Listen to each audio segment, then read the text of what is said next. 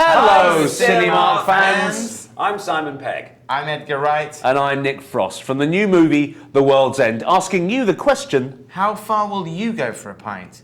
To the end of the world, perhaps? Find out when The World's End opens on August the 23rd at a Cinemark theatre near you. Rated R. Frank Gonzalez with Cinemark Theaters here with Nick Frost, Edgar Wright, and Simon Pegg, the director and stars of the new Focus Features film, The World's End. Edgar, we'll start with you. Since you're the director, what was it like working with these two guys again on this one? It was very nice because we had not worked together for 6 years, even though it was...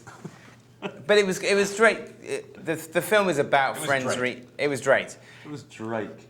It was Drake. Okay, let me start again. It was great because the film is about friends reuniting, and we came back together to write the script and then make the movie. And you know, we do see a lot of each week. It's not that we haven't seen each other in 6 years, but it was like a very nice way to hang out for a very long time making a movie. 3 months. It was kind of reflective, kind of almost art imitating life, because it was a reunion for you guys to make the movie, but there's also kind of a reunion within the movie itself. Yeah, Absolutely. I mean, we're friends anyway, and we see each other, you know, when we're not working. We're kind of in each other's lives day to day.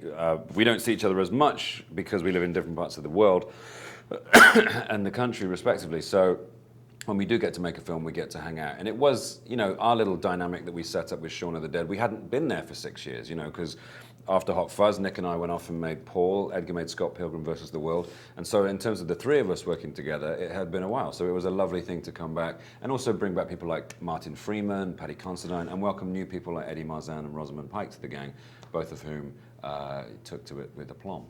Now, Nick, you're kind of a little bit playing against type in this one, aren't you? Or is he? I don't know. I think I'm probably more like this than I am anyone else I've played. Well, But you compared changed. compared to the More first like two movies, though, I Ed. guess. Yeah, absolutely. I think, you know, as you said before about the evolution of the film. It's because we have evolved too as people. You know, I think we were saying earlier, the next film will be about two, you know, elderly film stars buying a yacht in Paris, in Saint-Tropez. It may not be. It may be like one film star and one tramp.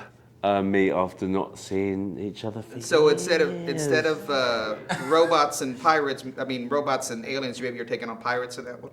Pirates, Yeah, pirates. we're already thinking about a parrot in a film. We're having a lot of fun with that. If we can set a film in the Bahamas, we're laughing. The Beatles could do it, so can you. Absolutely, they can. That'd be it. This Channeled one, all four Beatles at once. I just had a beetle attack, you know. I was sitting here and they all came out, you know. Tell us about Thomas the Tank Engine. I think I'm losing control Sorry, here. Come on, sorry. You know, in this film is kind of like the last two, Shaun of the Dead and Hot Fuzz, in that it's kind of a small group or taking on a big collective group. Kind of how does that film kind of resonate and resemble the first two films? I think we like to take sort of themes that like sort of resonate with us. So what we've made a zombie film, a cop film, and a sci-fi film. But you know, we like to sort of like use them as Trojan horses to make these kind of films about friendship and about like relationships. So we like to sort of take something that like you know, like an emotion that we have and sort of amplify it through the genres. In this case, the idea of going back home to your hometown and finding that it's changed. And in a way, like we like the fantasy of it being a sci-fi invasion is somehow less troubling than just the idea that you're getting old. And I think also it's kind of, in some respects, we feel like that in that we have our own ideas. We're a small creative group in quite a large world, and you know, sometimes in the contemporary film industry, you can feel like it's the individual against the collective, right, Edgar?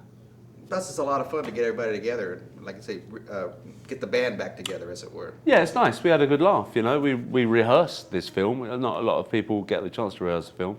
And just sitting in a kind of big rehearsal room with the scripts and everyone's there, it's lovely, you know, it's a great way to start a movie. It's always good to have rehearsal time, right?